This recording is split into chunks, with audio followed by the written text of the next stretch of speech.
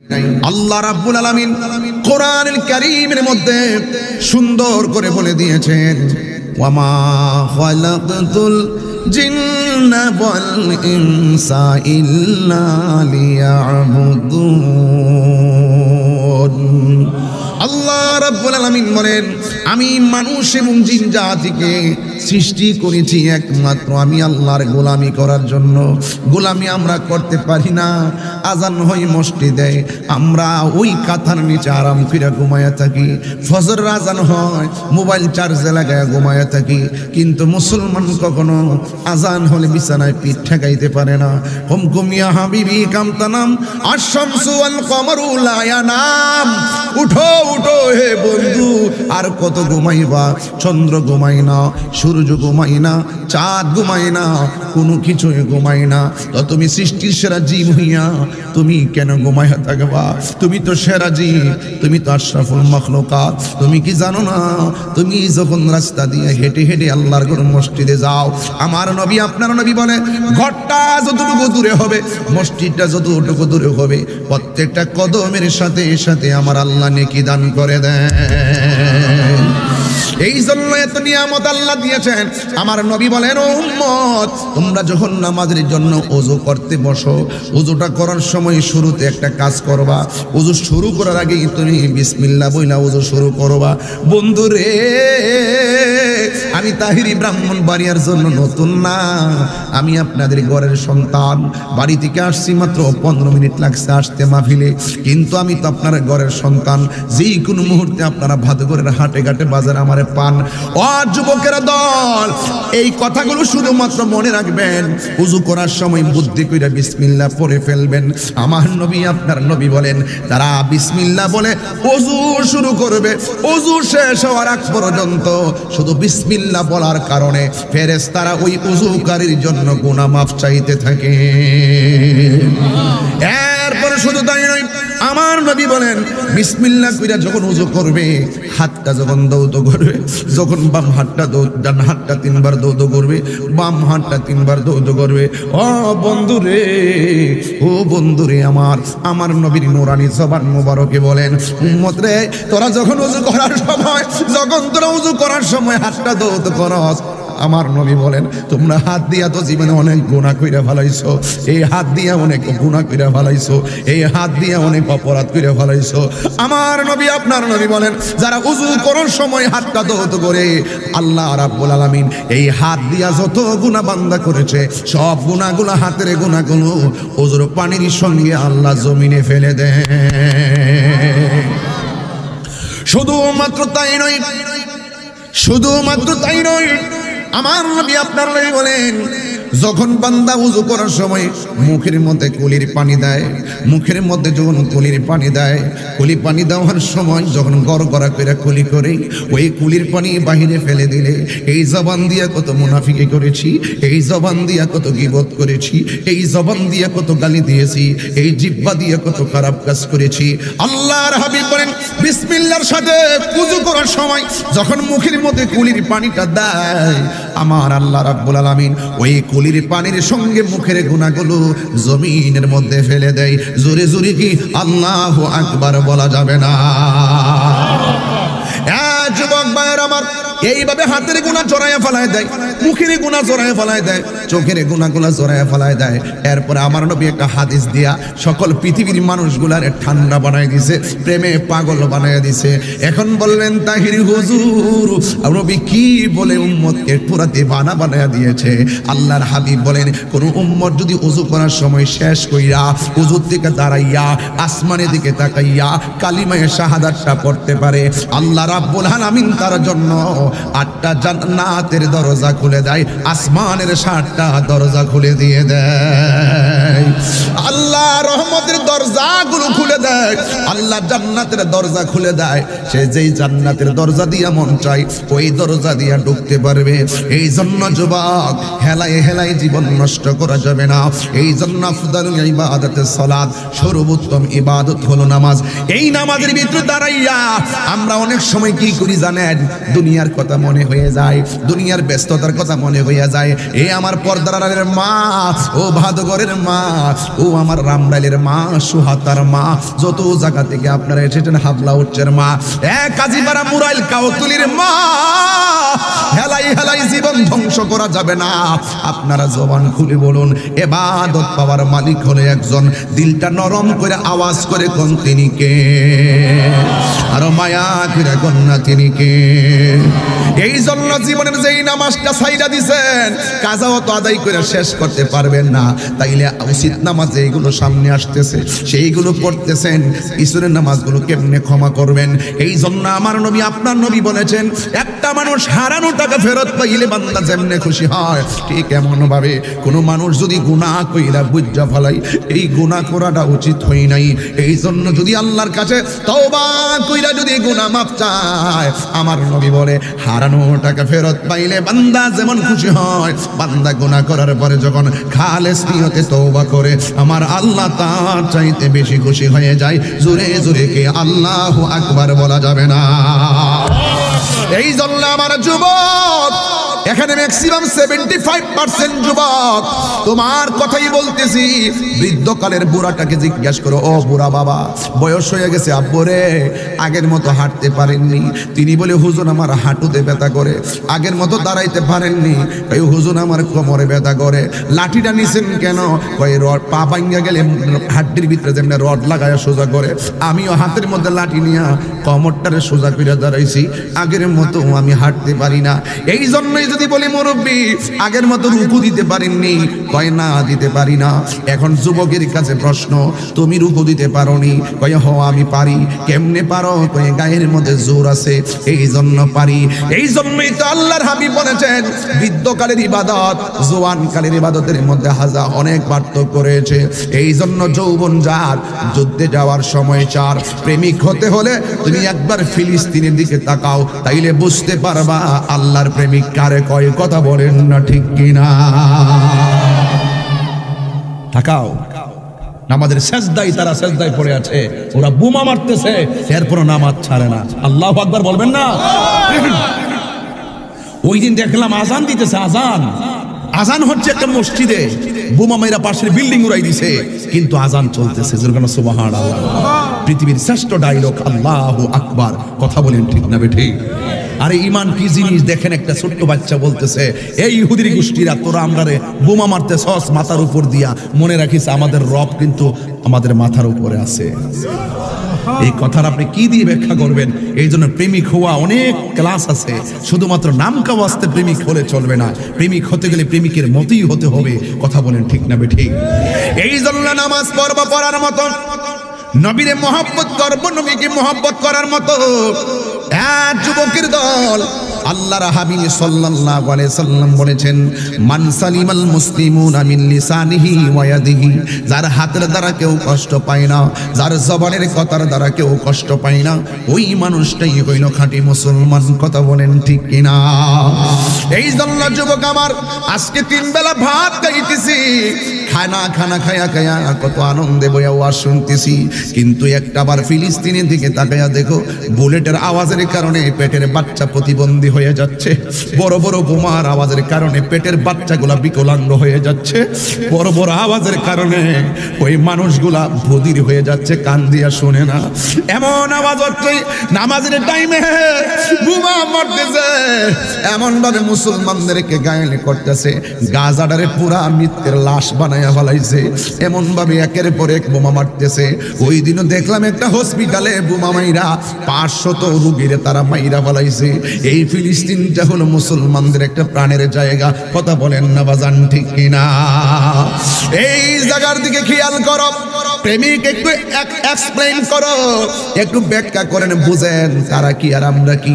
এই জন্য যুবকের দল আল্লাহ রাব্বুল আলামিন কোরআনে বলে দিয়েছেন, ইয়া আইয়ুহাল্লাযীনা আমানু দুখুলু ফিস-সিলমি কাফা।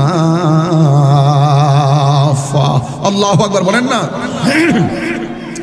আল্লাহ রাব্বুল আলামিন বলেন, হে ঈমানদারগণ, তোমরা ইসলামের মধ্যে পরিপূর্ণভাবে প্রবেশ করো। এখন আমি ফিলিস্তিনি কথা কেন হঠাৎ করে টাইনে আনলাম? এই জন্য এনেছি, এই ফিলিস্তিনটা মুসলমানদের স্বাধীন রাষ্ট্র। এই দেশের ভিতরে কিছু বাদাইম্মা ইহুদির গুন্ডা আইসা বলছে আমরা একটু জায়গা দেন, আমরা মাইরা ফলাইতেছে। এই জন্য তাকে জায়গা দেওয়া হয়েছে। শেষ পর্যন্ত ওরা ফিলিস্তিনের উপরে উইরা আইসা জুইরা বৈশা পুরা ফিলিস্তিনটার 95 ভাগ দখল করে ফেলাইছে। গাজার মধ্যে কিছু মুসলমানরা বাউন্ডারি করে ফেলাই রাখছে। যখন হামাসে আক্রমণ করে ইসরায়েলে, আর ইসরায়েলে তখন বোমা মারে গাজায়, এখানে ম্যাক্সিমাম মুসলমান। এখনো খবর নিয়ে দেখেন 20 লক্ষ মুসলমানকে তারা বন্দী করে রাখছে। খাবার নিতে দেয় না, বিদ্যুৎ দেয় না, ওই অনলাইনে নেটওয়ার্ক নাই, কোনো ঔষধ নেওয়ার জন্য দেয় না। ওই জায়গার ভিতরে তারা নির্বিচারে পশুর মতন গুলি কইরা হত্যা করতেছে। এই জন্য ফিলিস্তিনের প্রতি এত আগ্রহ কেন? ও আমার ভাদুগরের বাবা, একটা কথাই মনে, ঠেলা ঠেলি আর কত করবা, ধাক্কা ধাক্কি আর কত করবা। যার বিপদ সে বোঝে বিপদ কি জিনিস, যার বিমার সে বোঝে বিমার কি জিনিস, যে অভাব আছে পেটে খাওয়ার নাই সে জানে ক্ষুধার যন্ত্রণা কি জিনিস। কথা বলেন না বাজান, ঠিক কিনা? ওই ফিলিস্তিনের মুসলমানরা এমন ভাবে তারা দিন কাটাইতেছে, যুবকের দল ওই মুসলমানদের জায়গাটা তারা দখল করে ফেলাইতেছে। এখন বলবেন হুজুর, ওই জায়গায় যুদ্ধ হয়ে আপনি এখান থেকে চিল্লান কেড়ে? আমি কি চিল্লাই জানেননি? ওই জায়গার ভিতরে একটা মসজিদ আছে, ওই মসজিদের নাম হলো মসজিদে আকসা। যে এই মসজিদে আকসার কথা আমার নবী বলে দিয়েছেন, মসজিদে আকসার কথা আমার আল্লাহ কোরআনের মধ্যে বলে দিয়েছেন, সুবহানাল্লাযী আসরা বিআবদিহি লাইলান মিনাল মসজিদিল হারামি ইলাল মসজিদিল আকসা। এই মসজিদের কথা আল্লাহ রাব্বুল আলামিন কোরআনে বলে দিয়েছেন। এই মসজিদটা এমন একটা মসজিদ যে এই মসজিদের পাথরগুলো দুনিয়ার কোন ইটভাটা থেকে আনে নাই, দুনিয়ার কোন পাহাড় থেকে সংগ্রহ করে নাই। ওই ইতিহাস প্রমাণ করে, তত্ত্ব প্রমাণ করে, ওই পাথরগুলো, মসজিদে আকসার পাথরগুলো সমুদ্রের নিচ থেকে আনা হয়েছে। কোনো মেশিনের দ্বারা পাথর তোলা সম্ভব না, কোনো মানুষের পক্ষে পাথর তোলা সম্ভব না। ইতিহাস প্রমাণ করে ওই পাথরগুলো সমুদ্রের তল দেশ থেকে উঠানো হয়েছে জিনের দ্বারা। জিনের দ্বারা প্রত্যেকটা পাথরের গায়ের ভিতরে সূরা ইয়াসিন লেখা ছিল। আরো বড় বড় কন্যা আল্লাহু আকবার কন্যা। প্রত্যেকটা পাথরের মধ্যে সূরা ইয়াসিন লেখা ছিল। বন্ধুরে আমার, ও আমার বাদুগরের বাবারা, হয়তো ওয়াজগুলো শুনলে গায়ে লাগবে না। যার গায়ে বুলেট লাগতেছে ফিলিস্তিনের মুসলমান বুঝে দিনটা কেমনে যাইতেছে, রাতটা কেমনে যাইতেছে। এখন বলবেন বাদুগরের ভিতরে ফিলিস্তিন আর ইসরায়েলের যুদ্ধের ওয়াজ শুরু করলেন কেন? আপনি কি বাদুগর যুদ্ধ লাগাইতে আইছেন নাকি? যারা এই কথা বলবে এরা হইল ইসরায়েলের দালাল। কথা বলেন ঠিক কিনা? আরে হাত তুলে বলেন ঠিক কিনা বলেন। দালালের গোষ্ঠী বাংলাদেশে আছে, ফিলিস্তিনের পক্ষে কোনো কথা বলে না। আবার তারা ভদ্র ভাষায় কথা বলে। যুদ্ধ দরকার কি ছিল, কেন দরকার ছিল মুসলমান তাদের উপর বোমা মারার? আর ওই মুনাফিকগুলা ভুলে গেছে 1947 সাল থেকে মুসলমানকে মারতে মারতে মারতে মারতে 2023 পর্যন্ত 95% ফিলিস্তিন জোর করে দখল করে নিয়েছে, বাড়িঘর থেকে উচ্ছেদ করে দিয়েছে। আমি বুঝাইতে চাচ্ছি, ফিলিস্তিন শুধুমাত্র ফিলিস্তিনের একা নয়। এখানে যে মসজিদ আছে, এই মসজিদ ফিলিস্তিনের একলা মসজিদ নয়, এটা পৃথিবীর সকল মুসলমানদের প্রথম কেবলা। হাত তুলে বলুন ঠিক কিনা বলা। তুমি হইয়া মুনাফিক মিয়া, তোমার মুসলমানদের ভিতরে তোমার মতো মুনাফিকের কারণেই আজকে এই মুসলমানদের অত অধপতন হচ্ছে। কথা বলেন ঠিক না বেটে? এগুলো হলো গুমটা মৌলবী। এটা কি মৌলবী?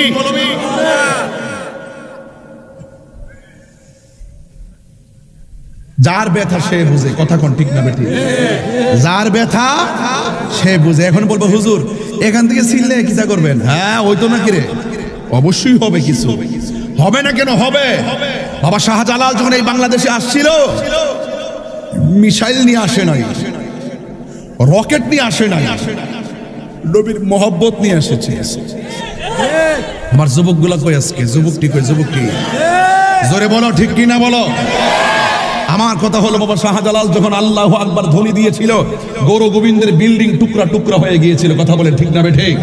আমি বিশ্বাস করি ভাদুগরের জমিনে আল্লাহর ওলির এই আল্লাহর ওলির বাংলা এই আল্লাহর ওলিদের এই পদচারণে ধন্য এই সবুজ শ্যামল সফলা এই শস্য শ্যামলার বাংলাদেশ। আমি মনে করি এই ভাদুগরের জমিন থেকে একটা প্রেমিক যদি চোখের পানি ফেলে আল্লাহর কাছে দোয়া করে, আল্লাহ ফিলিস্তিনের মুসলমানকে রক্ষা করো, আমি মনে করি তার চোখের পানির কারণে আল্লাহ পাক ইহুদিদের দুর্গ ভেঙে টুকরা টুকরা করে দিতে পারে।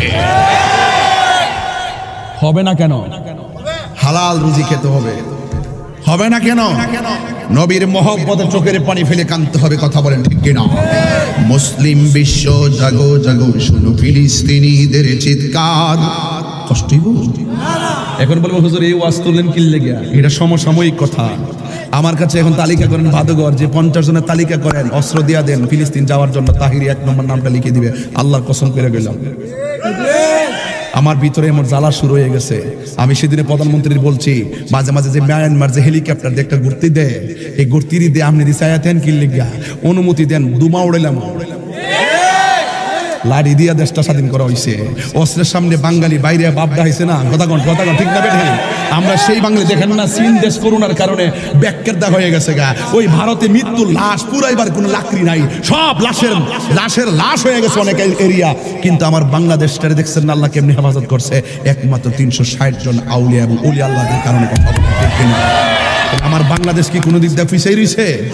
দেখবেন দ্বিতীয় সিঙ্গাপুর বাংলাদেশ হইতেছে, আর কয়েকদিন পরে ডিজিটাল বাংলাদেশ হয়ে গেছে, এখন স্মার্ট বাংলাদেশ হবে ইনশাআল্লাহ।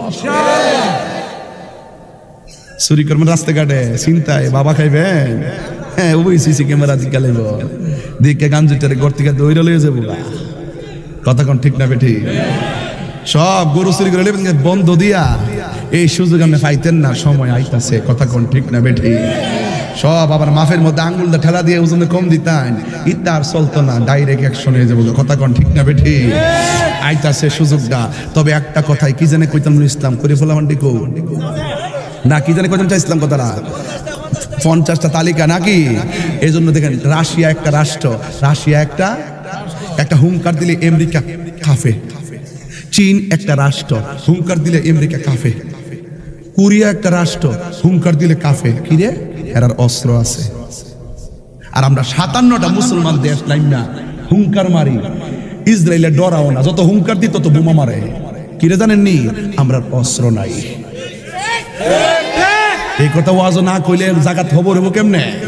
এই অস্ত্র জোগাড় করতে হবে। রাস্তাঘাট হইতাছে, সবই হইব, ব্রিজ কালভার সব হইতাছে, মেট্রো হইছে, পদ্মা সেতু হইছে, টানেল উদ্বোধন হইছে, সবই হইতাছে। ওখান অস্ত্র করতে অস্ত্র। মায়ানমার যখন হেলিকপ্টারটা মুরসাটা দিছেন, এরা তো উহে আনে ফেলাই দিলাম। কথা কোন ঠিক না বেঠি? রাষ্ট্রের উন্নতিও দরকার আছে। হ্যাঁ, রাষ্ট্রের উন্নতি দরকার আছে। আজকে 57টা মুসলমান রাষ্ট্ররা আজকে হুঙ্কার দে, বাহারাইনে হুঙ্কার দে, ইরানে হুঙ্কার দে, এরা কাফেও না, আরো গাজার মধ্যে ডাবল করে বোমা মারে। কিরে? এরা জানে যে মুসলমানরা হুঙ্কার দিকে দিব। মুখের কথা কি সিরা ভিজে? মুখের কথা সিরা ভিজে? এরা তো দুর্বলতা জানে, এই জন্য 57টা দেশের কথা এরা মানে না। এই জন্য আজকে মুসলমানরা এই যে একটু পিছনে পড়ে যাওয়ার মূল কারণ, আমাদের মুসলমানদের ভিতরে অনেক টাকা খাওয়াই না, ডলার খায়া কালার ফালডালা অন্য মানুষ বেশি। কথা কোন ঠিক না? ডলার খায়া কালার ফালডাইলা আমনে আমার ভাই, আমি আপনার ভাই, সুযোগ পাইলে আপনার বড় বয়স দিয়ে দিব। আমার ঘর তো এসি আছে, অসুবিধা কি? এই আমরা মুসলমানদের অবস্থা, এই যখন অবস্থা, এই জন্যই আজকে ওই ইসরায়েলের একটা রাষ্ট্র, 80 লক্ষ ইহুদি আর কত কোটি মুসলমান, হেরারে ডরা না।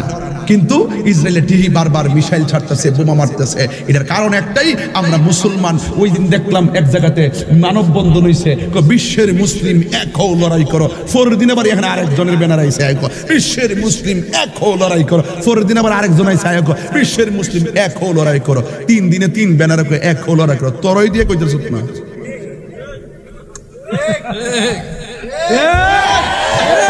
আমি যখন বুড়া ধরি তখন এই কথাটি অনেকের ভাল লাগে না।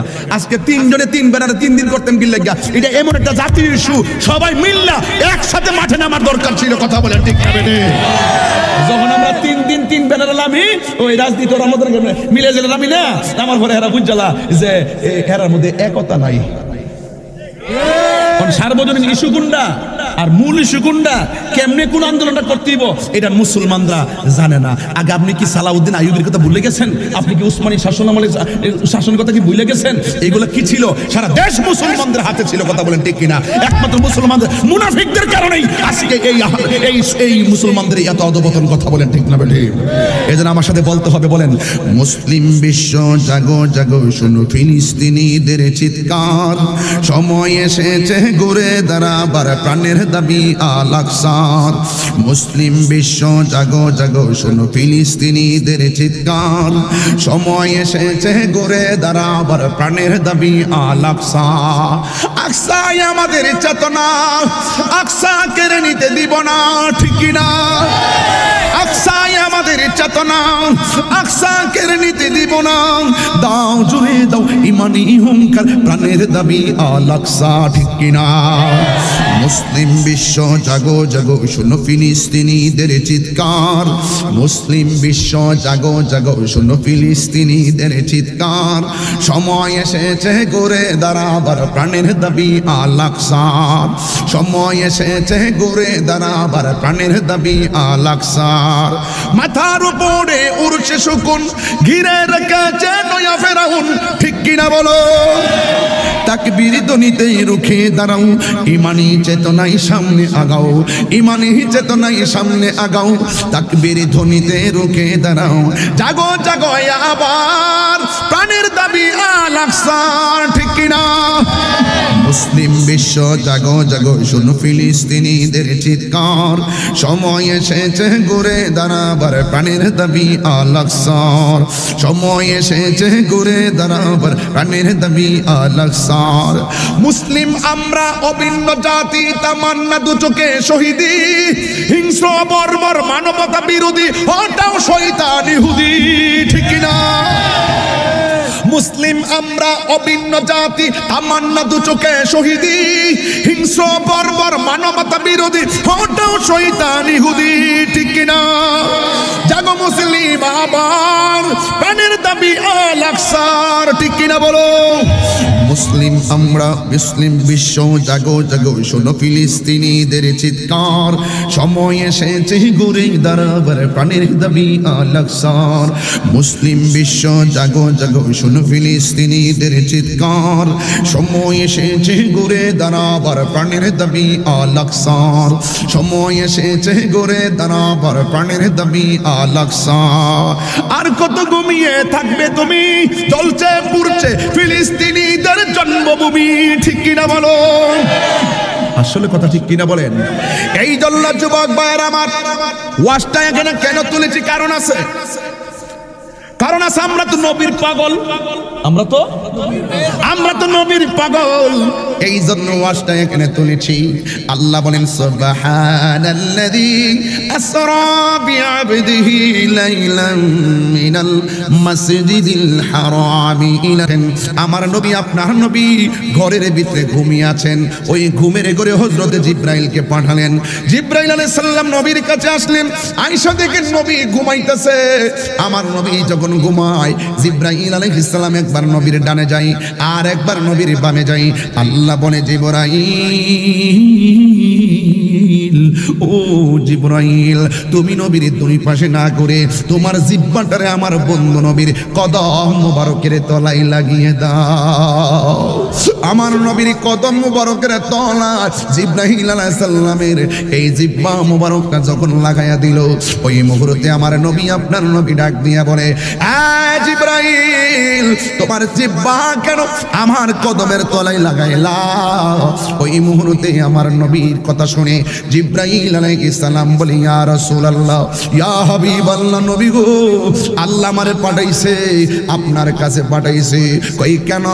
কই আপনাকে এই জান্নাতি জামাগুলা পরাইয়া মহান রবের দিদারে নেওয়ার জন্য। এত বড় সুসংবাদ আমার নবীর ঘরে আসলো, কিন্তু আমার নবী চোখের পানি ফেলে কান্না শুরু করলেন। ইয়া রাসূলুল্লাহ, নবী গো, আপনি চোখের পানি ফালাইয়া কান্দেন কেন? আল্লাহর হাবিব ডাক দিয়ে বলে, জিবরাইল, আমি যদি আল্লাহর দিদারে চলে যাই, আমার গুনাহগার উম্মত আমি কোথায় রেখে যাব? ইয়া রাসূলুল্লাহ, কেন তাহিরি নবী নবী করে, কেন জাবির আল মনসুর মোল্লা হুজুর কেন নবী নবী করে, আবু সাইদ সর্দার ভাই কেন নবী নবী করে, কেন করে? একটাই মাত্র কারণ, এই দুনিয়ার কেউ কবর আপন হবে না।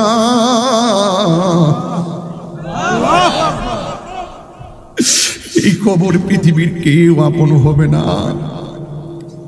আল্লাহর হাবিব উম্মতের তো দেওয়ানা। ও আমার ভাদুগরের মা, তোমার পেট থেকেই তো আমরা এসেছি।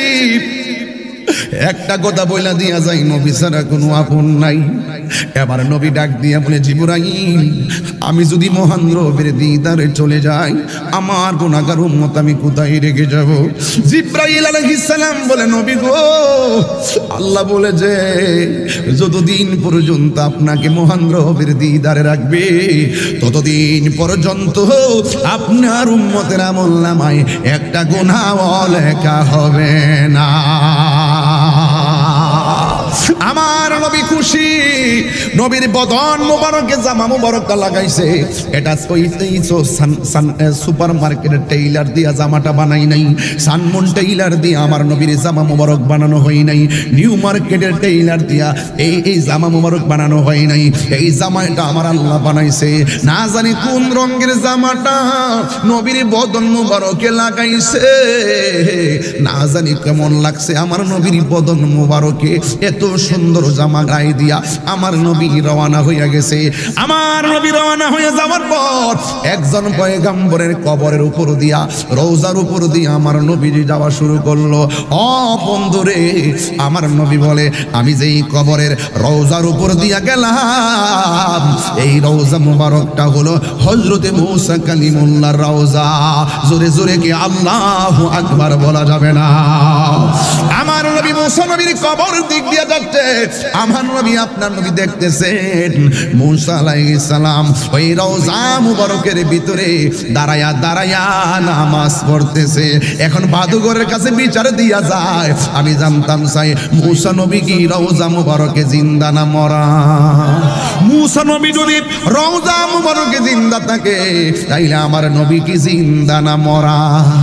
আজকে যারা টিকটক মৌলবীরা কয় আমার নবী বলে মরা অবস্থায় রওজার মধ্যে পইরা রইছে, এই টিকটক মৌলবীরা যখন আমার নবীরে মরা নবী কয়, রওজাত নাকি মরা অবস্থায় পইরা রইছে, এই টিকটক মৌলবীরে ঠিকঠাক করতাম যাইয়া তাহিরির মতন বক্তার দরকার আছে। কথা বলেন ঠিক না বেঠি? জামির আল মুনসার মতন, মনসুর মোল্লা হুজুরের মতন এমন হুজুর দরকার আছে না নাই? এই টিকটক মৌলবী টুকটাক কথা কইয়া মানুষের ঈমান দম। এই মোরে ভাই, এই কে কে উনি কে? কোথায় যাচ্ছেন আপনি? কে কে মানে কি উনি কি না? যদি বাসায় কোনো সমস্যা আমরা খুব না কইলে তো আমরা না পুলিশ টুলিশ পাঠাবো। কি আশ্চর্য ব্যাপার, বুঝলাম না ব্যাপারটা। বোঝা না কত বড়। আমি টিকটক মৌলবী কইতে পারার পরে লোকটা উঠে গেল, আমার তো ডর লেগে গেছে। চলক নাকি ভাই? ভাইজান ভাই কি দেখো না চলতো না? এই টিকটক মৌলবীরা নবী বলে মরা অবস্থা বের হইছে। আরে আল্লাহর ওলির তো রওজা মুবারকে জিন্দা। কথা কোন ঠিক না বেটা? এই টিকটক মৌলবীদের জ্বালা মোবাইলটা ঢুকতে আমি পারি না, মাথাটা পুরো নষ্ট হয়ে যায়। আমি তো বন বেড়ে ফুল হই, বাসা তো লোকাল পেলে অসুবিধা নেই। কথা কোন ঠিক না বেটি? ইহানো কিন্তু আমার শুদ্ধ ভাষা কইলে মানসিক বলছে বাবার জানি যে লন্ডন থেকে আইছে। আমি যদি বলি যে শুনেন না টিকটক মৌলবী কি বলেছে, পরে কইছে বাবারে তাইরি কই থেকে আইছি রে। বাজান আসল করো জুতা সুর গেলাম বহুত বালা, হে নাই দিকে না জুতা নে। কথা কোন ঠিক না বেটি? কিন্তু ঈমান সুর ভয়ঙ্কর। কথা কনে আমার যুবক ফুলা মান্ডি করে আজকে লাইটটা ঘুরা শান্তি দিয়েছেন না আসিনি? এ জবান খুলে কোন ঠিক না বেটি? দুইটা হাত সোজা করেন তো সবাই দেখেন না রে তাকবীর। কিতারে স্লোগান দেন না যে কেউ নাই, সব গজব করে আছে।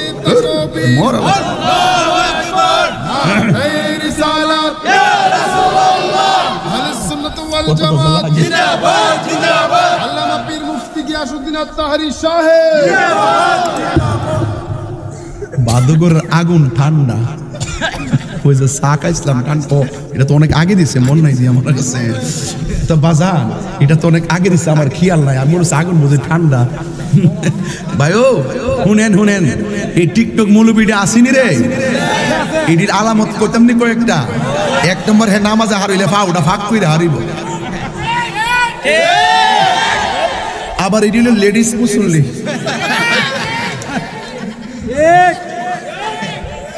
ভাই আবার একটু পরে পরোই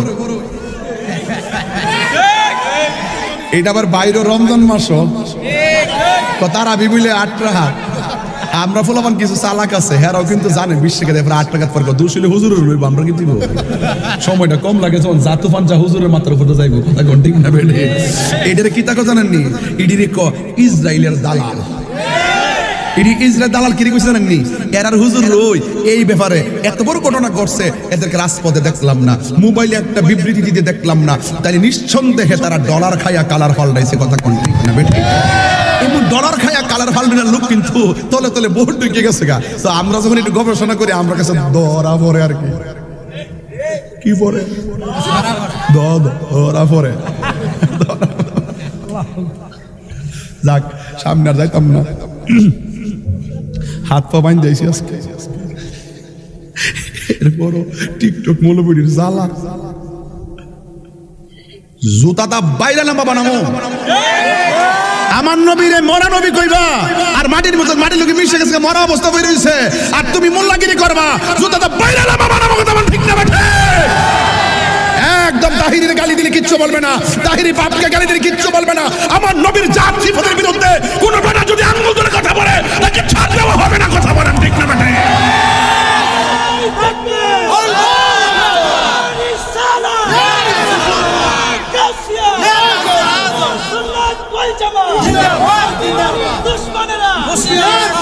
কেউ বাদগর 80 বছর কেউ আইসিন আজকে মাহফিল 80 বছর হয়েছে কেউ এমন আইসিন কেউ মানে 80 বছরের মুরব্বী কেউ আইসিন আজকে মাহফিল বা 70 বছরের মুরব্বী কেউ আইসিন কই ওই যে মুরব্বীর বয়স কত ওই মুরব্বীর বয়স এই শোন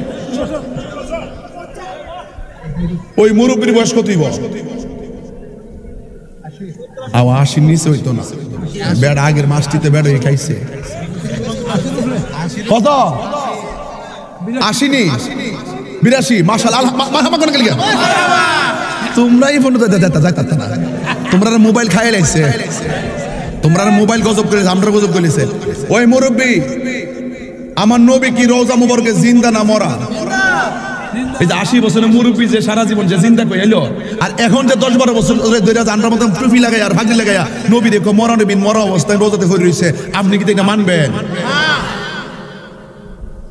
আবার এই মৌলবীগুলো কইতাছে এই দেশে যত কবর আছে শাহজালালের কবর শাহপরানের কবর গোলাপ শাহর কবর লাতি মাইরা ভাঙ্গা দেয় মানে সাহসটা কথা দেখছেন নি তাইলে বোঝা গেল এরা এই দেশের না এরা হইল বিভিন্ন ডলার খায়া কালার ফালদেন না মুসল্লি কথা কোন ঠিক না বেটি আমার ফুলা পণ্ডিত আওয়াজ করে ঠিক না বেটি আল্লাহর হাবিব বলেন কষ্ট নিয়েন না আমি একটু সেনসিটিভ মানুষ আমি যখন আকীদার প্রশ্ন আসে আমি কোনো বেড়ারে গণাত ধরি না এটা আমার অভ্যাস আছে একটা বেড়া কালা হইতাম পারি চিকনা হইতে পারি এত যে খাই মুড়া তো রইলাম না গরমের দিনে কুট লাগাই উঠছি হুজুর কিন্তু কুট লাগাইছে না মোটামুটি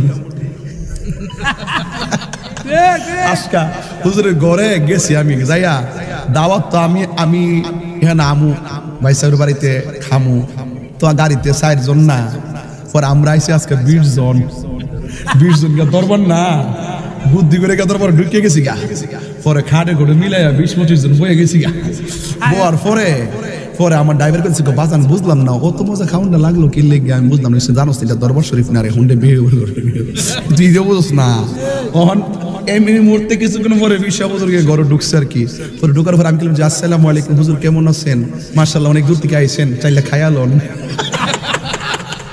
মারহাবা জোরে কইতেন না এটা কি গায়ের জোরের কথা না ফ্রেমের জোরের কথা তো এরার ফ্রেম নাই এরার ভিতরে ফ্রেম নাই এরা হইলো কলজা বিচ্ছা খাওয়াইন না মানুষ কথা কোন ঠিক না বেঠি মুসলমানরা সুযোগ পাইলে টাকার ভান দফা লুকো ফেরে গেলে গা আপনারা বেচ্চা হেরা 3 তলা বিল্ডিং করে লেবো কথা কোন ঠিক না বেঠি এখন আমি যে কইছি মুসা নবী জিন্দা মুসা নবীর চাইতে আমার নবীর পাওয়ারটা কম না বেশি আওয়াজটা আসতেছে জোরে কোন তাহলে ইব্রাহিম নবীরও তো রোজা ছিল ওই সময় জাকারিয়া নবীরও তো রোজা ছিল ইউনুস নবীরও তো রোজা ছিল কোন নবীর রোজার উপর দিয়া নবীর মেরাজের রুট ম্যাপটা করে নাই মুসা নবীর রোজার উপর দিয়া রুট ম্যাপটা বানাইছে কি লেগিয়া এটার একটা রহস্য আছে না কত রোজা আছে দুনিয়াতে, মুসা নবীর রওজার উপর দিয়া কেন এই রুট ম্যাপটা বানাইছে, তার কারণটা কি শুননা যান। তার কারণ হইল, কারণ মুসা নবী কিন্তু একমাত্র নবী যার উপাধি হইল কালিমুল্লাহ। উপাধিটা কি কইলাম?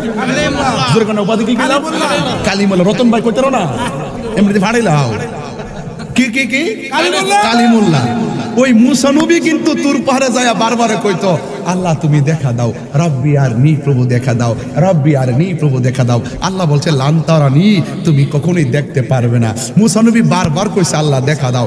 লাস্টে আল্লাহ 70,000 নূরের পর্দার ভিতর থেকে যারা পরিমাণ নূরের ঝিলিক যখন মারছে, মুসা নবী বেহুশ হয়ে আছে গা। মুসা নবী একটু হুশ হয়ে আল্লাহ আমি কই, তুমি তো তোর পারো, তোর পারে এই কন্ডিশন কি লাগিয়া দেখছিলাম যত বড় পাথর এটা গুঁড়ো হয়ে গেছে গা।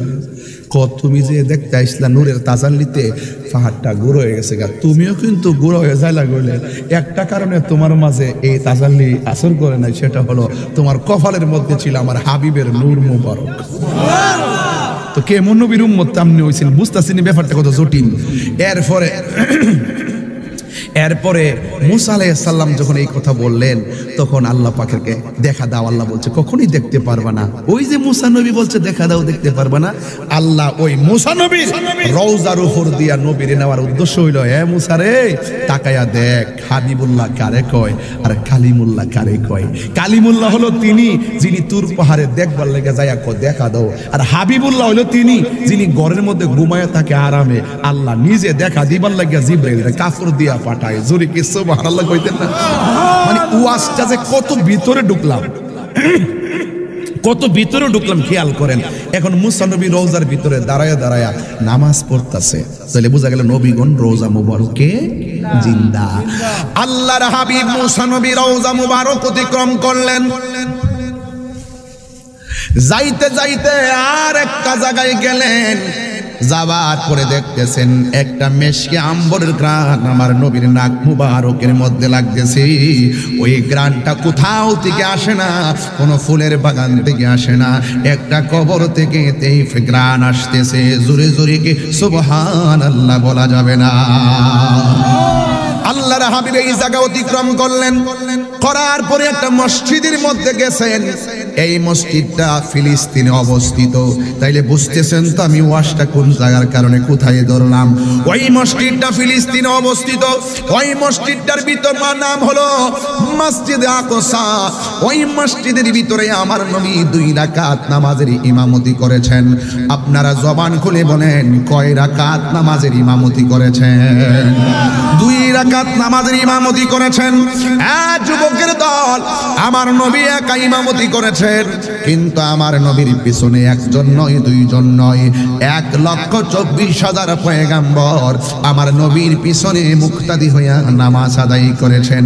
এই জন্য যেই মসজিদটাতে আমার নবী নামাজ পড়েছেন, যেই মসজিদটা মুসলমানদের প্রথম কিবলা, ওই মসজিদটার জন্য আমাদের মায়া লাগার দরকার আছে না নাই? এই মসজিদ আকসা থেকে আমার নবী আসমানে গেল, প্রথম আকাশ, দ্বিতীয় আকাশ, তৃতীয় আকাশ, এমন ভাবে চতুর্থ পঞ্চম আকাশে চলে গেল। সপ্তম আকাশ পাড়ি দিল, জান্নাতের ভিতরে আমার নবীকে নেওয়া হলো।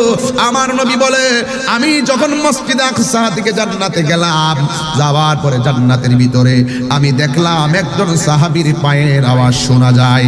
জবানটা খুলে কি আল্লাহু আকবার বলা যাবে না? একজন সাহাবীর পায়ের আওয়াজ শোনা যায়। আমার নবী, আপনার নবী বলেন, আমার সকল সাহাবীর ভিতরে একটা সাহাবীর পায়ের আওয়াজ আমি মেরাজে যাইয়া জান্নাতের ভিতরে পেয়েছি। ওই পায়ের আওয়াজটা অন্য কোনো সাহাবীর নয়, ওই পায়ের আওয়াজটা হলো হযরতে বেলালের পায়ের আওয়াজ। সূরে কন্যা সুবহানাল্লাহ। অথচ বেলালের চেহারাটা ভালো ছিল না, দেখতে কালো ছিল, দাঁতগুলো উঁচা উঁচা ছিল, একদম কালো সাহাবী, কিন্তু দুনিয়ার ভিতরে তিনি চলাফেরা করেন, কিন্তু তার পায়ের আওয়াজ জান্নাতের ভিতরে শোনা যায়। আল্লাহর হাবিব হযরতে বেলাল রাদিয়াল্লাহু তাআলা আনহুকে ডাক দিয়া বলছে, বেলাল ও বেলাল, তুমি দুনিয়ার মধ্যে চলাফেরা করো, কিন্তু তোমার পায়ের আওয়াজ আমি জান্নাতে শুনলাম। আপনারা জবান খুলে বলেন সাহাবায়ে কেরামের মর্যাদা কম না বেশি? গাউসুল আজম আব্দুল কাদের জিলানী আল হাসানী ওয়াল হুসাইনী রাদিয়াল্লাহু তাআলা আনহু বলেন, সাহাবায়ে কেরাম যেই ঘোড়ার উপরে উঠে যুদ্ধ করেছেন, ওই ঘোড়ার পায়ের নিচের ধুলার সমতুল্য আমি আব্দুল কাদের হতে পারি নাই। ওই সাহাবী হযরতে বেলালের পায়ের আওয়াজ জান্নাতে শোনা যায়। আল্লাহর হাবিব ডাক দিয়া কয়, বেলাল, আমি যখন মেরাজে গেলাম, জান্নাতের ভিতরে ঢুকলাম, ঢুকার পরে দেখলাম তোমার পায়ের আওয়াজ জান্নাতের ভিতরে শুনলাম। এমন কি আমল তুমি করো যেই কারণে আমার আল্লাহ তোমার হাঁটাটার আওয়াজকে চয়েস করে ফলাইছে? জোরে কন্যা আল্লাহু আকবার। তুমি কি এমন আমল করো? বেলাল রাদিয়াল্লাহু তাআলা আনহু বলেন, ইয়া রাসূলুল্লাহ, নবী গো, ও মায়ার নবী, আমি বেশি আমল করি না, আমার চেহারাটা ভালো না, দাঁতগুলা উঁচা উঁচা, সুরও তেমন ভালো না, জিহ্বার মাথা কাটা, কিন্তু আমি আপনি নবীর সামনে দাঁড়াইয়া আমি যখন আজান দেই, আপনি নবী মসজিদে আসেন, আপনি মেহরাবে দাঁড়ান, আমি পিছন দিকে ইকামত দেই, ইয়া রাসূলুল্লাহ, নামাজ শেষ হয়ে যায়, নামাজের পরে সাহাবীরা আপনার সঙ্গে হাত মিলাই, কিন্তু আপনার সঙ্গে সাহাবীরা মনের কথা বলে, আমি কালো দেখা আপনার সামনে আমি নামাজের পরে যাই না, একটু দূরে দূরে অবস্থান করি। সুন্দর সুন্দর সাহাবীরা আপনি নবীর কাছে যায়, কিন্তু আমি কালো বলে, এই জন্য আমি আপনার সামনে যাই না। ইয়া রাসূলুল্লাহ, নবী গো, আমি সব সময় যখন ওযু করি, ওযু করার পরে আমি 2 রাকাত নামাজ পড়ি, 2 রাকাত নামাজ পড়া আল্লাহর কাছে শুধু বলি, আল্লাহ, আমি যদিও নবীর সামনে যাই কথা বলতে পারি না, আমার নবীর মায়ার নজর যেন আমি বেলালের দিকে থাকে। আল্লাহর হাবিব ডাক দিয়ে কয়, বেলাল, তোমার এই আমলটা আমার আল্লাহ পছন্দ করেছে বলে তুমি দুনিয়ার জমিনে চলাফেরা করো, আর তোমার পায়ের আওয়াজ জান্নাতে শোনা যায়। এই জন্য সাহাবারা আমার নবীর কেমন ভাবে ভালোবাসতেন। এক সাহাবীর 2টা চোখ অন্ধ, সাহাবীরা ডাক দিয়ে, সাহাবী, তোমার যে 2টা চোখ অন্ধ, তোমার কি দুনিয়ার কিছু দেখতে মনে চাই না? তুমি যে সব দেখতে পাও না, তোমার মনে কি কষ্ট লাগে না? ওই সাহাবী ডাক দিয়া বলে, নবীর সাহাবীরা, আমি আমার আব্বারে দেখতে পারি না বলে আমি একটু দুঃখ করি না, আমি আমার নবীর আমি আমার বাবাকে দেখতে পারি না বলে কিন্তু আমার মনের ভিতরে হতাশা লাগে না। আমার যদি চোখটা থাকতো, এই পৃথিবীর এমনিতে চোখ নাই, কাউরে দেখতে মনে লয় না, যদি আমার চোখও থাকতো, আমি পৃথিবীর কাহারও দিকে তাকাইতাম না, আমি শুধুমাত্র আমার নবীর চেহারার দিকে তাকাইয়া থাকতাম, আমি আমার নবীর চেহারা মুবারকের দিকে তাকাইয়া থাকতাম। বাদুগরবাসী, যদি আমরা বাংলাদেশি, কিন্তু আমরা মদিনার প্রেমে এমন পাগল হইয়া গেছি, কাফেররা নবীরে দেখে পাথর মারছে, আমরা নবীরে দেখলে পাথর মারতাম না, নবীর কদম মুবারকে জিহ্বাটা লাগাইয়া পড়ে থাকতাম। জন্ম আমার নবী যুগে, কন্যা বাজান, জন্ম আমার নবীর যুগে হলে কেমন হতো, দুনয়নে রাসূল পাক দেখিলে কেমন হতো, দুনয়নে দেখিলে কেমন হতো, জন্ম আমার নবীর যুগে হলে কেমন হতো, আসিত ভেসে হযরতে বেলালের মধুর আযান, সেই আযানে ছিল এমন প্রেম মুগ্ধ রহমান, আসিত ভেসে হযরতে বেলালের মধুর আযান, সেই আযানে ছিল এমন প্রেম মুগ্ধ রহমান, দয়াল নবীর পিছে নামাজ পড়লে কেমন হতো, দয়াল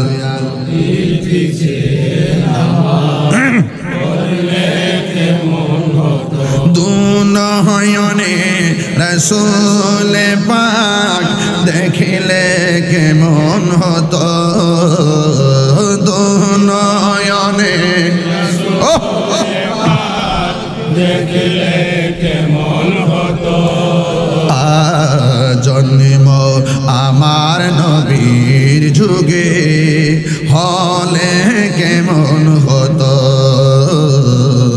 জন্ম আমার নবীর যুগে হলে কেমন হতো। পড়ছি আমি নাতে রাসূল পাশে বসা নবী, নাতে রাসূল শুনে নবী দিতেন মুচকি হাসি। কথা বলেন ঠিক কিনা? হায় রে ভাদুগুরের বন্ধু, সাহাবীর দুইটা চোখ কি ভালো না অন্ধ? আরো জোরে কন্যা কেন? এই পাগলা বলে চোখটা ভালো থাকলে আমি নবীর এত পাগল, আমি কোনোদিন দুনিয়ার কিছু না দেখলে দুঃখ করতাম না, কিন্তু আমি সব সময় নবীর চেহারার দিকে আমি তাকায়া থাকতাম। এখন সাহাবীরা বলে তুমি যে নবীর দেখতে পারতেছ না, তোমার মাঝে কি হাহাকার নাই? না না, আমার কাছে হাহাকার নাই। কই কেন? চোখটা থাকলে তুমি নবীর দিকে তাকায়া থাকতা, এখন তোমার চোখ নাই বলে নবীর দেখার কি তোমার হাহাকার নাই? না না। কই কেন? কই আমি নবীর পাগল, আমি মনে করি আন্নাবিয়্যু আউলা বিল মুমিনিনা মিন আনফুসিহিম। আমি যদিও নবীর চোখে না দেখি গো, আমার নবী তো ঈমানদার জানের চাইতে আরো নিকটে আছে না না। এমন একটা পাগল, কিন্তু তার কপালটা ছিল অন্যরকম। এক নম্বর তার স্ত্রী ছিল তাই দাসী, দাসী। ওই দাসীর করে দুইটা সন্তান তার মারে ভালোবাসে, কিন্তু স্ত্রীটা ভালো ছিল না। স্ত্রীটা ওই অন্ধ সাহাবীটা নবী নবী করে দেখা ওই স্ত্রীটা জ্ঞানের করত, আর সাহাবীরে বলতো তুমি শুধুমাত্র নবী নবী করো, আর ভাল লাগে না। স্বামী ডাক দিয়ে কয় সাবধান, যিনি আমার জান তার জিকির আমি করবো, তার শান আমি গাইব, তোমার কাছে ভালো না লাগলে তুমি চলে যাও। এরপরও স্ত্রীটা মানে না। কয়েকদিন পরে ডাক দিয়া কয় তুমি নবীকে কেন নবীর এমন ভাবে নবী নবী কইরো না, আমার নবীরে একটা গালি দিয়েছে। জোরে জোরে কি নাউজুবিল্লাহ বলা যাবে না? ওই অন্ধ সাহাবী অন্ধ হইলে কি হইব? মনের ভিতরে নবী আছে। ওই লোক ওই অন্ধ সাহাবীটা ডাক দিয়া বলে তুমি আমার স্ত্রী আমার নবীরে গালি দিছো, আমি তোরে লইয়া সংসার করব না, আমি তোরে তালাক দিয়ে দিব। সাহাবায়ে কেরাম কথাটা শুনলেন, শুই না বললেন সাহাবী তুমি তোমার স্ত্রীর তালাক দিলে তোমার বাচ্চাগুলো কোথায় যাবে? তোমার বাচ্চাগুলো না তোমার স্ত্রীর জন্য দিবা না, এই জন্য তারে তালাক দিও না। সন্তানের দিকে তাকায় হলো তুমি তোমার স্ত্রীকে প্রথমবারের মতো ক্ষমা করে দাও। তাই আমার কাছে ক্ষমার কিছু নাই, সে অন্যায় করছে মোস্তফার কাছে। কথা বলেন ঠিক কিনা? এরপর সাহাবীরা বুঝাইয়া গেছে একটা সপ্তাহ পার হইতে পারে না, আমার নবীরে গালি দিছে। সাহাবী অন্ধ হতে পারে। এবার ডাক দিয়ে বলে না না, এখন আমি টার্গেট করলাম তালাক দিব না, তালাক দিলে চইলা গেলেও আবার নবীরে গালি দিব, এখন আমি মারবো না, মারলেও 2 দিন পরে আবার আমার নবীরে গালি দিব। অন্ধ সাহাবী মনে মনে একটা সিদ্ধান্ত করছে, এখন তালাকও দিব না, মারবো না, কিন্তু একটা কাজ করবো, তারে দুনিয়া থেকে বিদায় করে দিব। হাতের মধ্যে একটা খুন ছিল, রাতের বেলা অপেক্ষা করতেছে স্ত্রীটা কখন তার কাছে আসবে। যেই মাত্র স্ত্রীটা অন্ধ সাহাবীর কাছে আসছে, আয়েশাই নবীর একটা গালি মারছে।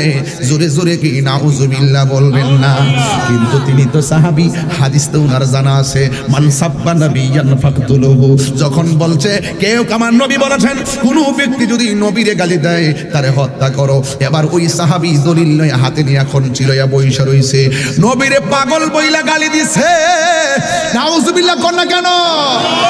আর স্ত্রী যখন কাছে আসছে, খন ছিল এই স্ত্রীর তল ফেডের মধ্যে এমন করে একটা গায় মারছে, সাথে সাথে স্ত্রীটা দুনিয়া থেকে বিদায় হয়ে গেছে। এ বন্ধুরে এখন ফাইসালা কি হবে? এবার মার্ডার কেসের আসামি হলো সাহাবী। ইন দি মিন টাইমে নবীর কাছে বিচার গেল। আরবের কথা ছিল খুন কা বদলা খুন, তুমি তোমার স্ত্রীকে মেরেছো, তোমাকে মেরে ফেলা হবে। নবীর কাছে বিচার গেল। এবার আমার নবীর সামনে অন্ধ সাহাবী আমার নবীর সামনে যাইয়া দাঁড়াইলো। এবার ডাক দিয়া বলে, এ সাহাবী তুমি কি তাকে মেরেছো? ডাক দিয়া বলে, হ্যাঁ মেরেছি। এক সাহাবী কয়, তুমি যে দাঁড়াইয়া দাঁড়াইয়া বলতেছো, তোমার মুখ কি একটু কাঁপে না? কয় কাঁপবো কেন? কয় আমি তো নবীর কণ্ঠ শুনতেছি, আমার মনটা দিবানা হয়ে আছে। স্যারে আমি ভালোবাসা স্ত্রীর শেষ করে দিছি। আমার নবীর পাগল বলছে, আমার নবীর গালি দিছে। আমার নবী তো বলছে মালাই উমিনু আহাদুকুম হাত্তা কুনা আহাব্বা ইলাইহি মিন ওয়ালিদিহি ওয়া ওয়ালাদিহি ওয়ান নাসি আজমাইন। বাপের চাইতে নবীর বেশি ভালোবাসতে হবে, মায়ের চাইতে নবীর বেশি ভালোবাসতে হবে, সন্তানের চাইতে নবীর বেশি ভালোবাসতে হবে। ওয়ান নাসি আজমাইন, সকল মানুষের চাইতে আমার নবীরে ভালোবাসতে হবে। নবী বলছেন মান সাব্বা নাবিয়ান ফাকতুলুহু, যখন কেউ নবীরে গালি দিবে তাকে হত্যা করো। আমি নবীর তরিকা মতো আছি। এখন আমি নবীরে যদিও দেখি না, নবীর চেহারা কণ্ঠটা তো আমি শুনতেছি। হরে অন্তরে নাই গাছ, হাসির খোরাক দিচ্ছি না বাবা। হরে অন্তরে নাই গাছে আগুন, অন্তরে নাই গাছে আগুন, পানি দিলে নিবে না জ্বালা জোড়াই না, জ্বালা জোড়াই না রে, জ্বালা জোড়াই না, জ্বালা জোড়াই না। কিছু কিছু বাদুকরের পাগল আছে, জাবের হুজুর কাছে আয়েশা কো হুজুর আপনি উমরায় যাইবেন, আমরা লেগে দোয়া করেন। কিছু কিছু মানুষ আছে, আমরা উমরায় গেলে কো হুজুর আমরা সালামটা নবী রওজার মধ্যে দিবেন। জীবনে বহুত হাজিদের কাছে যায় যে কইছি, ফায়েদরা সালাম ধরে কইছি মদিনায় যায় আমরা সালামটা নবীরে দিবেন। যার টাকা নাই তো মদিনা যাইতে পারতো না, এইভাবে সালাম দিত। আর হাজিরা যখন দেশে আইতো এদের চোখের দিকে আমি তাকায় থাকতাম আর বলতাম, আমি তো নবীর রওজা দেখি না, আপনার চোখ তো নবীর রওজা দেখছে, এই জন্য আপনার চোখের দিকে তাকায় আমাদের মনের জ্বালানি পাইতেছে। আমি হব মদিনা সারা বেলা জারোদার, রওজার কিনারে কেটে যাবে দিন আমার। আমার স্বপ্ন যদি হয় গো পূরণ, ধন্য হবে মোর জীবন মরণ।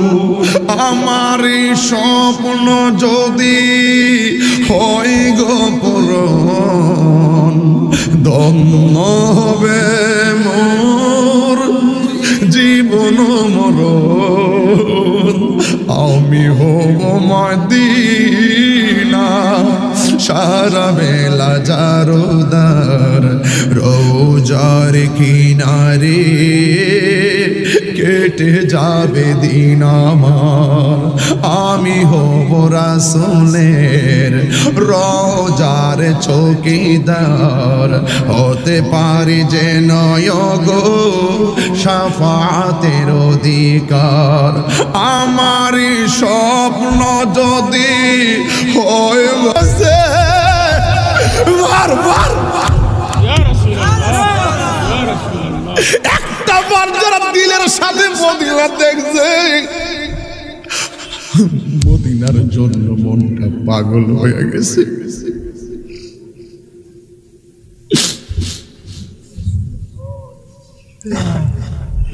ও গো আমার নূরের নবী, দেখিতে চায় তোমার নূরের। দেখেন তো জাবের হুজুর, দেখেন তো সবগুলা চোখের পানি ছলছল করতেছে কি লেখা।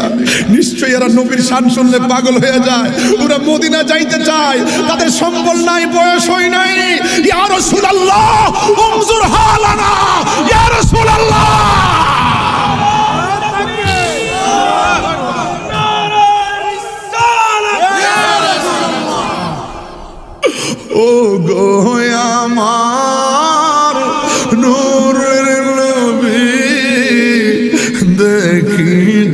যায় তোমার নূরের ছবি, হায় হায় গো আমার নূরের নবী, দেখিতে চাই তোমার নূরের ছবি। জন্ম আমার হার বাংলাদেশে, জন্ম আমার বাংলাদেশে, রেখেছো আমায় পাগল করে, বলুন রাসূল তোমায় ভালোবাসি মন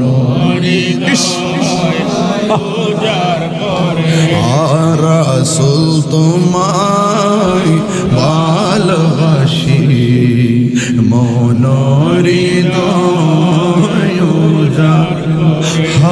রাসূল তোমায় ভালোবাসি মন হৃদয় উম্মতের দোরদি তুমি, তোমার দিদারের আশা রাখি, বলাই উম্মতের দোরদি নবী, আপনার দিদারের আশা রাখি। দয়া যদি লাগে তোমার, দয়া যদি লাগে আপনার, দাও না দেখা ঘুমের ঘরে, বলো রাসূল তোমার ভালোবাসি মন বুকের ভেতর জ্বালায় আমার, দূর হবে তো মার দিদারে, দূর হবে তো আমার। এই বাদগরের মানুষ কেন নবীর জন্য চোখের পানি ফলাইছেন? কেন হঠাৎ করে নীরব হয়ে গেছেন? আমি জানি এই দুনিয়ার কোনো মানুষ আমার কবরের পাশে থাকবে না। একজন আমার কবরে যখন আমার লাশটা রাখা হবে, রাসূল বলেন উম্মত তুই দুনিয়ায় আমার জন্য চোখের পানি ফেলাইয়া কেঁদেছিস, তুই আমাকে ভালোবেসেছিস, এই জন্য মা বাবা আত্মীয় স্বজন ছেড়ে এমন একটা ঘরে এসেছিস যেই ঘরে মা নাই বাবা নাই, তোর লাশটা কবরে রাখা হবে, এই জন্য তোর লাশটাকে আমি নূরের হাতে রিসিভ করার জন্য রওজা শরীফ থেকে তোর কবরে চলে এসেছি। ইয়া রাসূলুল্লাহ, আমার নবী কবরে থাকার ক্ষমতা আছে না নাই? আরো জোরে বলুন আছে না নাই? এই জন্য অন্ধ সাহাবীটা বলতেছেন আমি নবীর দেখি না, আমি যে নবীর কণ্ঠ শুনতেছি, আমার হৃদয়টা নবীর প্রেমে আলোকিত হয়ে গেছে। আমার নবী বলতেছে তুমি কি তোমার স্ত্রীকে মেরেছো? সে বলতেছে হ্যাঁ আমি মেরেছি। আমার রাসূল বলে কেন মেরেছো? ইয়া রাসূলুল্লাহ, সে আমার জানকে গালি দিয়েছে, সে আমার প্রাণকে গালি দিয়েছে, সে আমার ঈমানকে গালি দিয়েছে। ইয়া রাসূলুল্লাহ, সে তো আমার নবীকে গালি দিয়েছে, এই জন্য আমি বরদাস্ত করতে পারি নাই। মান সাব্বা নাবিয়ান ফাকতুলুহু, যে ব্যক্তি নবীকে গালি দিবে তাকে হত্যা করো, এই জন্য আমি হত্যা করেছি।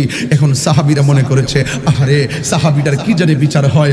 আল্লাহর হাবিব একটু করে ডাক দিয়ে কয়, এ সাহাবীরা, আমার পাগল আমার দুশমনকে মেরেছে, আমার আল্লাহ তাকে মুক্ত করে দিয়েছেন। আর জোরে কোন আল্লাহু আকবার বলেন।